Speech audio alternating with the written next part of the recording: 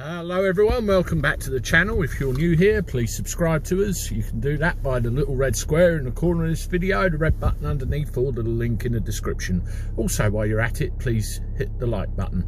Today I bring you a video all about council tax, specifically what you do about it if you fall behind and end up in trouble and you can't afford the bill when you build up arrears and you start worrying about it. Don't panic, there is an answer. Here's what you do next. Yes, you see the picture that I just showed on this video, section 13A. This is a very unknown rule that the councils like to keep hidden, and they don't want you to know about it or what it is. What generally happens, you get a council tax bill, you pay it over 10 or 12 months, whatever your preference. You get another council tax bill the month after. As you know, it's supposed to pay for services the council provide, and you can get benefits to help pay some of that bill if you're on a low income. But in both of those circumstances, people can and will fall behind on their payments. What will happen, the council will send you 2 to 3 reminders. If you still don't make an arrangement with them, most of the time it's unaffordable because they tell you there's certain rules they have to obey, which means it has to be paid back in a large amount of time. You will then get a court summons. I can tell you now that court summons is fake. It reports to be from the actual court in the town that you live, but if you find the courthouse and give them the reference number, I bet you they'd have never have heard of the case. If that scare tactic doesn't work, they then send your account off to bailiffs, and then they start with the threatening letters, the doorstep visits, and some of them can get quite bullshit. That's another matter and another time for another video. You can do something about that as well. But going back to the matter in hand, you need to intercept your problem before it gets that far. A lot of what the council tell you in public is a load of bluster and bullshit, to be honest. There are ways around it.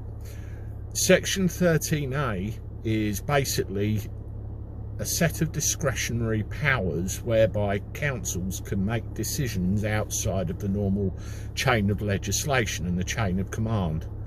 All councils have a Section 13A officer.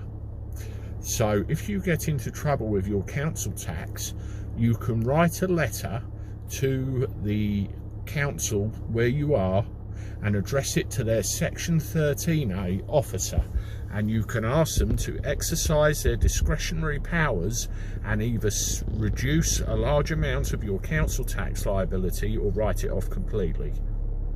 Yes, that's right. You can get it written off or reduced quite significantly. Just 2 weeks ago I had a report of someone that did this, and they got their entire council tax liability for the previous year written off, plus arrears they'd accrued from the year before that as well. It puts you back on an even slate and it keeps the pressure off. It's that simple. Section 13A, and you can get it done. Don't let it get to the bailiffs. As I said, there is a way around that as well.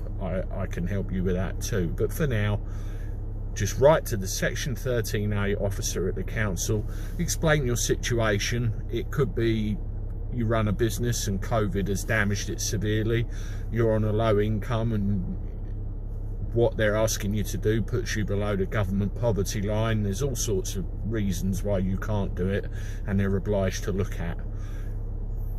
Give it a go. Let me know how you get on in the comments below. I can even put a template letter in the comments underneath and on my website. Let me know if you need that too, and hopefully that will help you out. Thanks again for watching. Again, please like and subscribe to this channel. There will be more content, and I look forward to hearing from you and seeing you stop by and visit. All right, toodaloo folks, bye bye.